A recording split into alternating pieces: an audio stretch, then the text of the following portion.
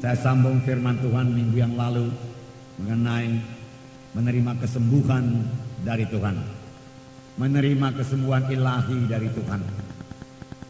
Tuhan mau menyembuhkan anak-anaknya. Tuhan tidak suka saudara sakit. Tuhan suka saudara sehat. Tuhan tidak suka saudara dalam keberatan. Oleh sebab itu dia mengundang, marilah kamu sekalian yang letih dan berbeban berat, aku memberi sentosa kepadamu.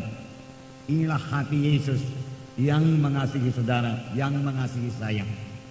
Berkali-kali firman Tuhan berkata, ketika melihat orang banyak yang keberatan, yang sakit, firman Tuhan berkata, tergeraklah hati Yesus oleh belas kasihan. Dalam Markus 1 ayat 40 dan 41-42. Markus 1 mulai 40, seorang yang sakit kusta datang kepada Yesus dan sambil berlutut di hadapannya, ia memohon bantuannya, katanya, kalau engkau mau, engkau dapat mentahirkan aku. Maka tergeraklah hatinya oleh belas kasihan. Lalu ia mengulurkan tangannya, menjamah orang itu dan berkata kepadanya, aku mau, jadilah engkau tahir. Seketika itu juga lenyaplah penyakit kusta orang itu dan ia menjadi tahir. Orang yang sakit kusta datang kepada Tuhan Yesus dan berseru kepada Tuhan Yesus, kalau engkau mau, engkau sanggup menyembuhkan aku. Dia tidak bimbang akan kesanggupan Tuhan Yesus. Banyak orang seperti ini. Dia tidak meragukan kesanggupan Tuhan Yesus. Bahkan mereka kata Tuhan Yesus sanggup berbuat apa saja. Hanya yang dia ragukan, dia bimbangkan, apakah Tuhan mau memperhatikan saya? Apakah Tuhan mau menyembuhkan saya? Oleh sebab itu, orang kusta ini berkata, kalau engkau mau, engkau sanggup menyembuhkan aku. Seketika itu juga lenyaplah penyakit kusta orang itu. Tuhan Yesus bahkan melanggar adat istiadat orang Yahudi. Orang Yahudi larang bersinggungan pun dengan orang sakit kusta. Oleh sebab itu pada waktu itu tempat orang sakit kusta tertentu di luar kota. Tetapi Yesus mengulurkan tangannya, dia sengaja menjamah orang yang sakit kusta itu. Dan dia berkata, aku mau, hatiku tergerak oleh belas kasihan. Aku tidak suka engkau sakit. Penyakit kusta ini bukan daripadaku. Penyakit kusta ini daripada setan. Aku mau engkau sembuh. Jadilah engkau sembuh. Seketika itu juga sembuhlah dia daripada penyakit kustanya. Puji Tuhan. Berkali-kali dikatakan dalam Alkitab, ketika seorang buta datang kepada Tuhan Yesus, firman Tuhan juga berkata, hati Yesus tergerak oleh belas kasihan. Ketika Yesus mengajar dan dia melihat orang banyak itu, firman Tuhan berkata, hatinya tergerak oleh belas kasihan. Mereka lelah seperti domba yang tidak bergembala, hati Yesus tergerak oleh belas kasihan. Melihat orang yang lapar, hati Yesus tergerak oleh belas kasihan. Menjelang malam dibawalah kepada Yesus beberapa banyak orang yang buruk keadaannya. Lalu Yesus menyembuhkan semuanya.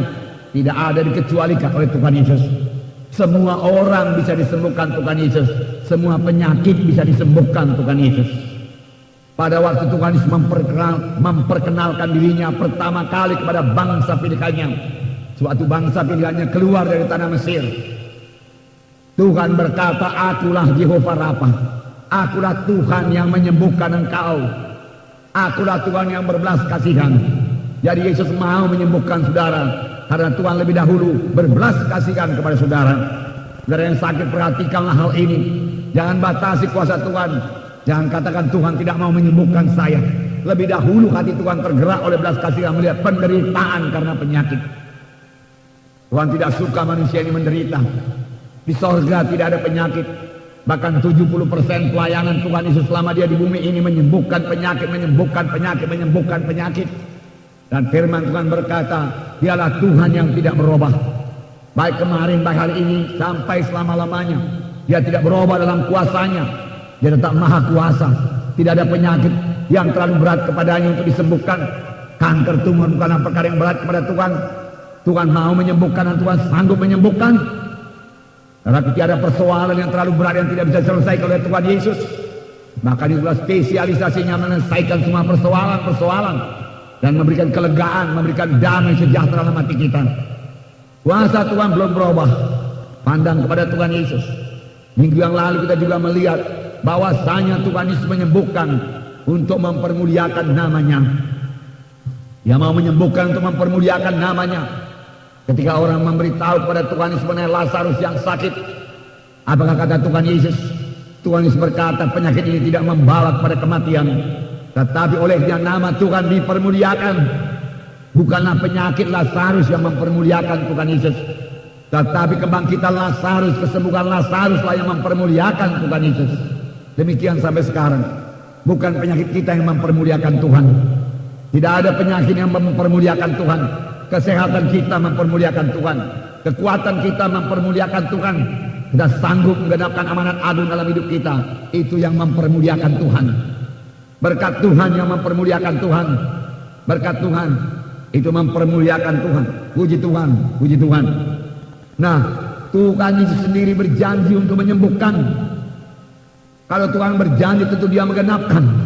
Tentu Dia menggenapkan. Adakah seorang di antara kami yang sakit? Buku Yakobus berkata, hendaklah ia memanggil tua-tua sidang, penetua-penetua sidang, dan hendaklah mereka itu mendoakannya dan mengurapi dengan minyak. Maka doa yang disertai iman akan menyembuhkan orang itu. Dan kalau ia telah berbuat dosa, maka dosanya akan diampuni. Firman Tuhan jelas mengatakan demikian.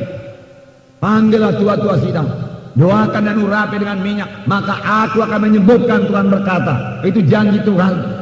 Sayang banyak sekali gereja melalaikannya. Banyak orang-orang sakit. Terlebih pada akhir zaman ini, di mana dosa bertambah-tambah, pekerjaan setan bertambah-tambah, tentunya keberatan manusia bertambah-tambah, persoalan manusia bertambah-tambah, penyakit bertambah-tambah. Firman Tuhan lebih dahulu mengatakan pada akhir zaman akan terjadi untuk masa yang sukar. Ini sudah sampai pada akhir zaman akan terjadi masa yang sukar. Kesukaran akan bertambah-tambah, goncangan akan bertambah-tambah pada akhir zaman. Oleh sebab itu, siapakah pegangan kita, siapakah sandaran kita dalam hal ini, saudaraku? Tidak lain daripada Tuhan Yesus. Tuhan Yesus yang hidup, Tuhan Yesus yang berkuasa. Tuhan Yesus yang berkuasa melepaskan kita daripada segala keberatan. Dia ajaib adanya, perbuatannya ajaib. Dia akan memberikan hikmat kepada kita bagaimana kita bisa mengatasi semua persoalan-persoalan ini. Penyertaan Tuhan erat sekali hubungannya dengan hikmat daripada Tuhan untuk mengatasi semua problema-problema, persoalan-persoalan. Hati Tuhan sudah tergerak oleh belas kasihan. Puji Tuhan, saudaraku, puji Tuhan. Karena firman Tuhan berkata, damaiku kuberikan padamu, bukan seperti damai dunia ini, lebih daripada damai dunia ini. Kejahatan akan bertambah-tambah pada hari zaman. Mari kita bebas daripadanya, saudaraku. Mari kita bebas daripadanya.